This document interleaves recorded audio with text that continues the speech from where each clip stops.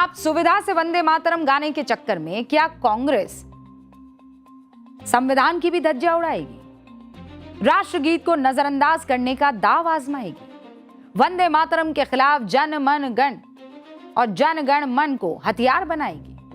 क्या राष्ट्रगीत पर तुष्टीकरण को तरजीह दी जा रही है? आरोप लगता है लगातार किस बात का कि 1937 में नेहरू जिन्ना के दबाव में झुक गए थे। लेकिन क्या आज ऐसा कोई दबाव है? यह सवाल आज कांग्रेस शासन और शासित प्रदेशों हिमाचल से भी उठा है। कांग्रेस हेडक्वार्टर में वंदे मातरम गान के दौरान सोनिया गांधी की नाराजगी की तस्वीरें 15 अगस्त को दुनिया ने देखी थी। कांग्रेस ने शुरू में उस बचाव की सफाई दी और फिर अड़ियल रुख दिखाते हुए कहा, हम तो वंदे मातरम का 2 ही स्टैंजा गाएंगे।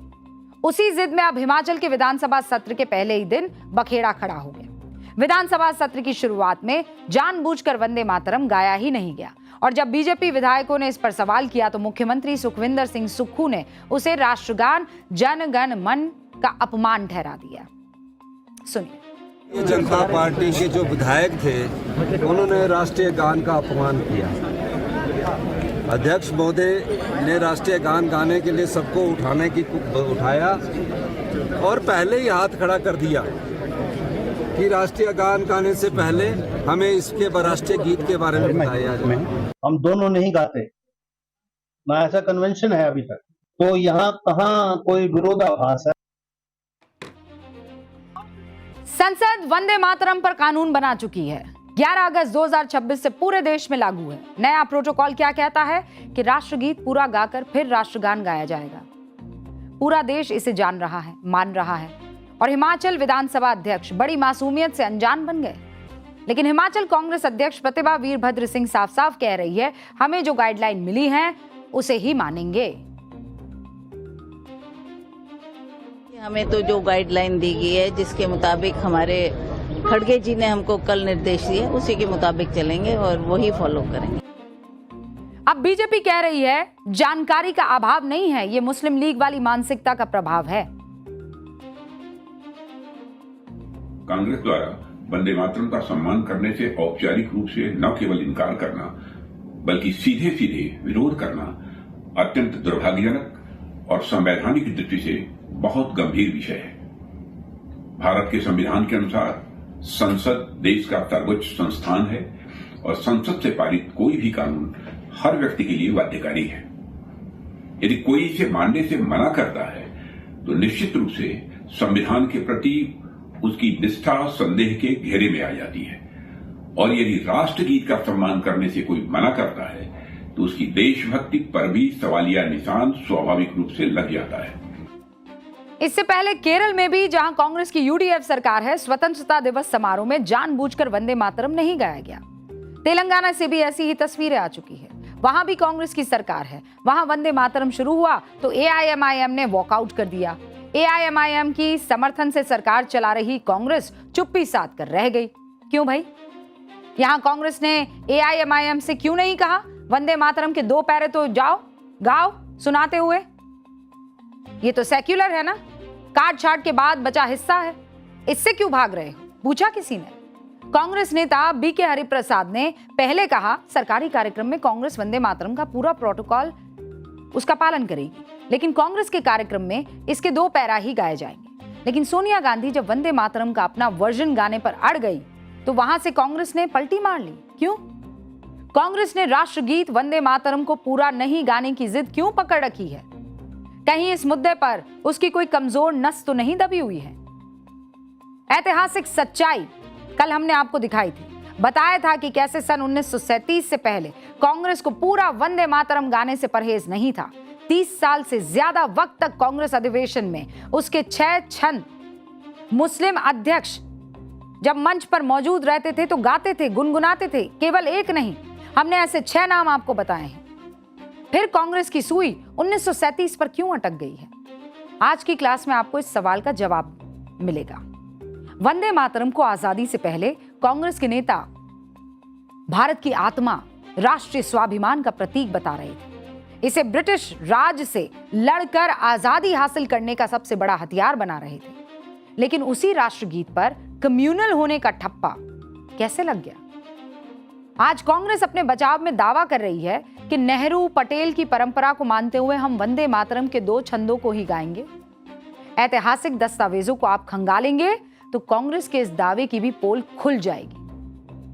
हकीकत तो यह है कि 15 अगस्त 1947 की सुबह जब भारत ने आजादी की सांस ली तो आकाशवाणी से राष्ट्रगीत वंदे मातरम का बिना काट छाट के प्रसारण किया गया।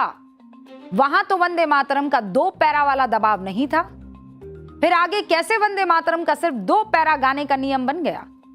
असल कहानी वहीं छुपी हुई है।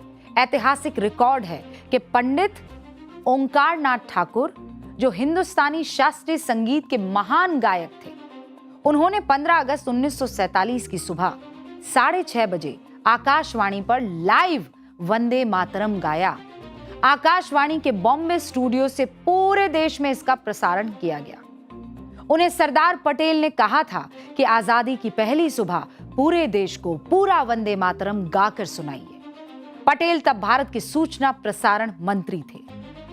आजाद भारत की पहली सुबह आकाशवाणी पर संपूर्ण राष्ट्रगीत का गायन जिन्ना की सोच का सीधा विरोध था। इसके पीछे साल 1923 के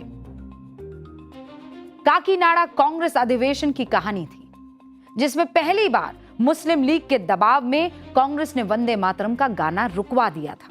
उस दिन कांग्रेस के मंच से पंडित विष्णु दिगंबर पुलस्कर वंदे मातरम गा रहे थे।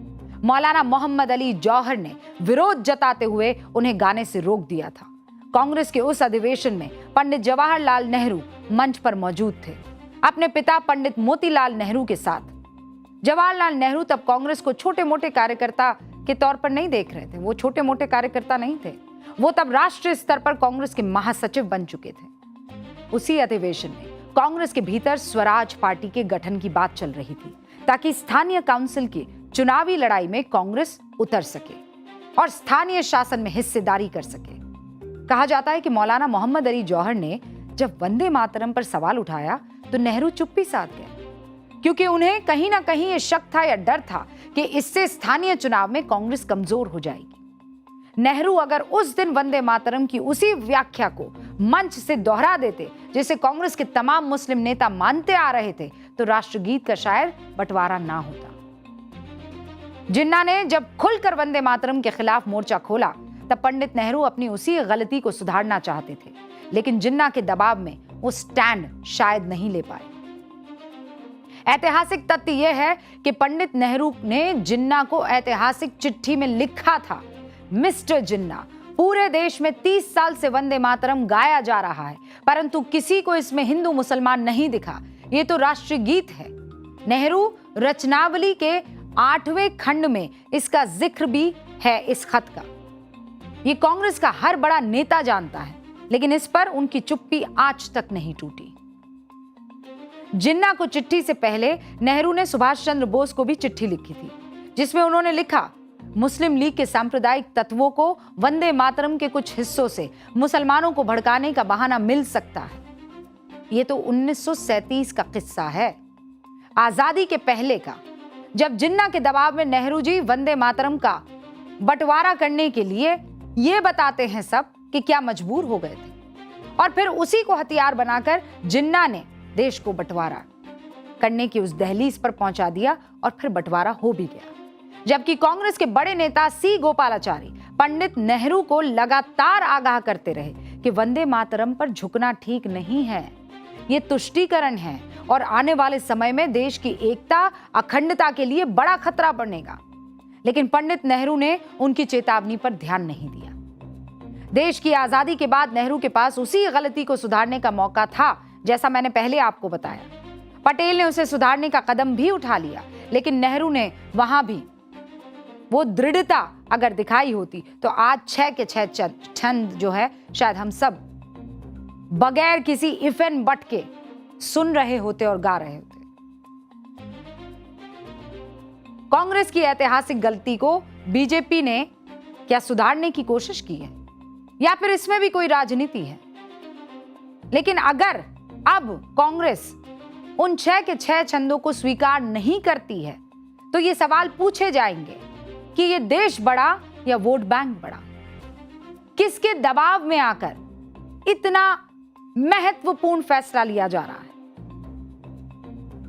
और वंदे मातरम से भावनात्मक रिश्ता नहीं हो सकता है, ये केवल भावना का रिश्ता नहीं है।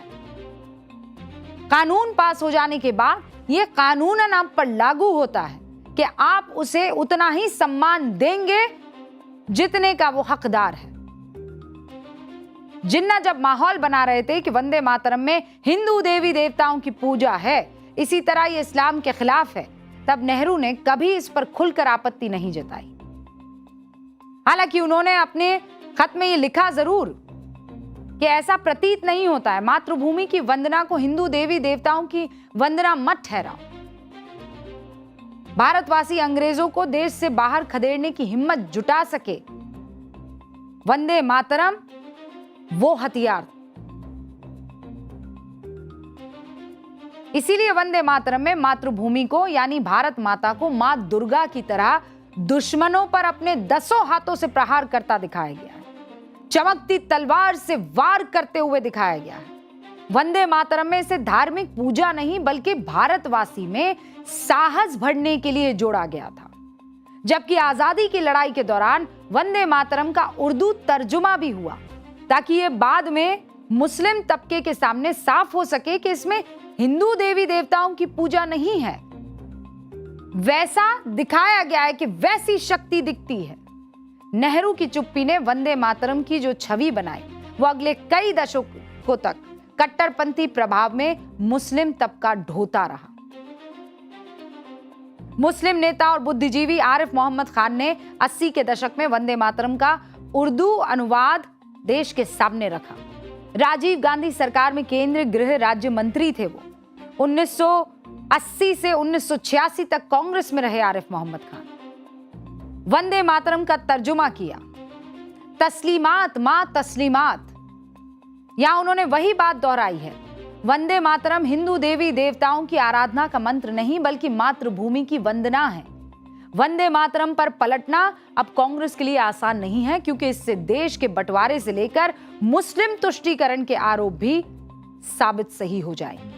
अल्पसंख्यक वोट बैंक छिटकेगा सो अलग, कांग्रेस का सूडो सेक्युलर चेहरा अब बीजेपी कह रही है क्या साफ दिखाई नहीं दे रहा है।